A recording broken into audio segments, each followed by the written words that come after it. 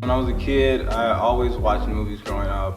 Didn't know that this was really my path, just because it's a lot to do. Directing is very hard. Yeah. So when I was a teenager, I wanted to be a sports agent and just make money off of athletes.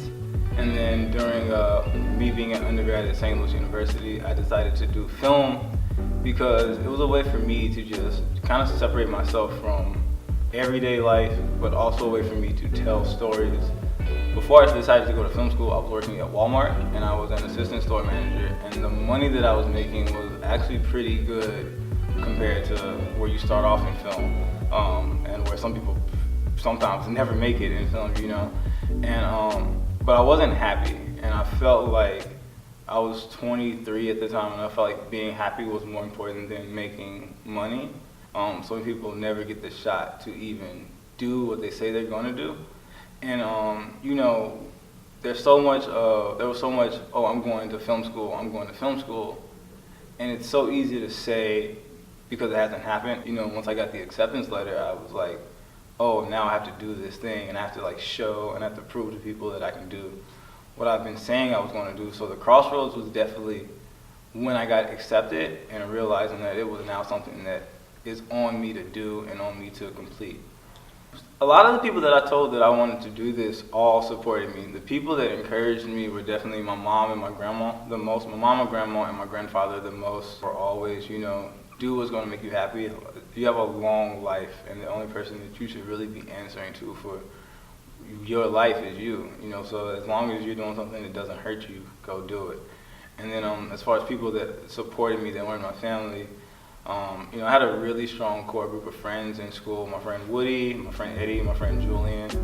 They all supported me in any endeavor that I wanted to do. So when I told them that this is something that I was going to do, they were all right there. For me, I feel like it's hard to direct something that I haven't put my own words on. So everything that I've done, if I'm not the one that wrote it fully, I've co-wrote it, or I've at least made edits to the script, just so I know that the words that are coming out of the actors' mouths are words that I believe in before they believe in it.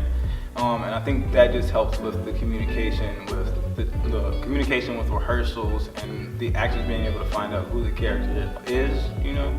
If I don't know, I feel like they can't know the character. So as a director, I want to be involved in all the writing for the things that I do. A lot of my work centers around Black masculinity and Black mental health, and I think that those are avenues that needed someone to express them. Once I got to college, I dealt with depression a lot, and I started making films as a way to just kind of escape my reality. And the escape turned into joy, and the joy turned into I need to do a job that makes me happy every day. And then I just went for it, and I believed in me being good enough to make this successful, and I'm here today. So in 10 years, 15 years, I definitely see myself directing feature films. One of the biggest goals that I've had in life growing up in St. Louis is, if you're familiar with the U-City Loop, there are stars on the ground that highlight the celebrities and famous people that have made important strides and contributions to the city. And that's my biggest goal, is to be able to walk that street that I walked as a kid in high school and in college, and see my name on that street. So one of my biggest motivations as a director, especially someone from St. Louis, is to be able to have my name there.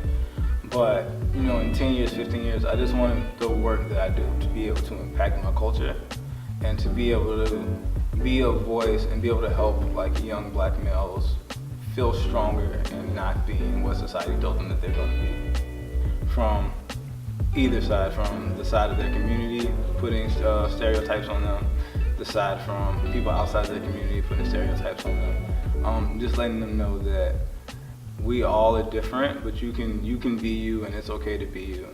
So just being that voice for people to see a different side of Black males is going to be really big in my career.